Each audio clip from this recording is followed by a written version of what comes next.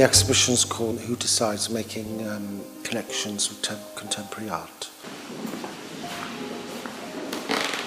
That's a good thing because we all have to decide what we like about art. What we're actually saying is who does decide? That is the main question. Art is such an individual thing. You can look at one painting, a sculpture, it can mean something, it can be a memory, it can be anything from the past, it can be dreams and ideas of the future, really.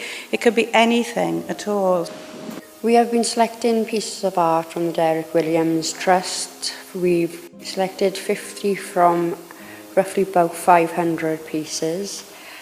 And now we've been told we've still got slightly too many because of the size of the pieces of artwork. We're going to have to reconsider the pieces that we have chosen, see which ones aren't practical, and go from there and have a lot of the museum's advice about it as well. In the beginning, I was looking at some of it thinking, what is this all about? But they grow on you, and the more you look into something, whether it's one piece of art or the whole gallery, the more you get out of it.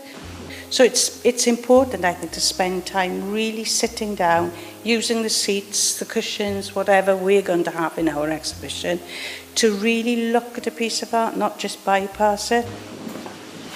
I was a bit frightened in the beginning, but now I have turned around and said some of the things that go over our heads. So if they could control their language, people are interacting more and we can understand more as well. There's a narrative, we've got a narrative there. Create depth as well. We've been looking at how they write the label, thinking what we're going to write. I think there are going to be lots and lots of themes and lots of different types of art. There'll be film, installation, as well as canvases and photographs and drawings from people's choices. It's going to be a huge variety of ideas. In one of the films we've chosen, it's got an old man who reminds me of my grandfather, and he's on his own in a caravan. It's quite haunting, really, because it's like he's nothing, then he's starting to become somebody then, isn't he? And I like the part when the moon becomes a light. Yeah, it's just spot on. That's really great. I like that.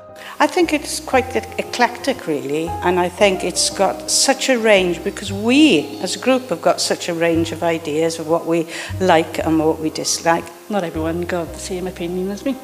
Like, I like the children's ones, and everyone likes landscapes and different ones. I've got a big interest in natural history. Birds, dinosaurs, dragons. The elephants, the birds, horse one. And I also think it's going to be a lot more free because we're going to allow people to have an area where they can talk, where they can chat, where they can discuss, whether they can go up to a complete stranger and say, what do you think of this? Because we're going to make those rules clear when we start the exhibition. We're all getting to know each other, we're bouncing off each other, whereas when we started in the beginning, everybody was a little bit shy and timid. But now it feels, as we're working each week as a group, that we're really pulling together.